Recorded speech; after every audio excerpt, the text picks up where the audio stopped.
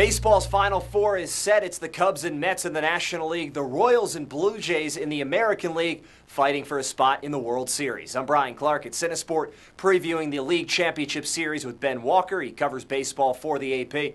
And Ben, we'll start in the ALCS. The Royals, the defending American League champions, the red-hot Blue Jays. What's going to be the biggest key in this series if you had to pick just one? I'd have to say, can the Royals keep the Blue Jays in the ballpark? Toronto lives and dies by the home run. You saw it all through the DS against Texas. That's what it's going to be all about. Can they keep the Blue Jays in the ballpark? And I don't think they're going to be able to. Then in the National League, we saw the Cardinals have all sorts of problems keeping the Cubs in the ballpark, especially at Wrigley Field. The Mets have all sorts of good pitching. Youth a factor in this NLCS. What's it going to come down to? Well, what a tremendous series this is. Both teams probably in there a year ahead of schedule. The great young bats of the Cubs. We're going to see them swatting balls out of Wrigley Field for years to come. And the tremendous young pitching of the Mets.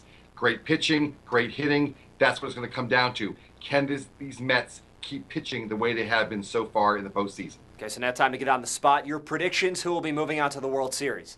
Well, I'll tell you what. I think we go back to the old adage, good pitching stops good hitting. I think we're looking at the Mets to go to the World Series, and I think we're looking at Toronto. I think we're going to see R.A. Dickey. We're going to see Noah Syndergaard against their former teams. I think Toronto Blue Jays and New York Mets in the World Series in 2015. Mark it down. We've got some good baseball to come. Ben Walker of the AP. Thanks, Ben.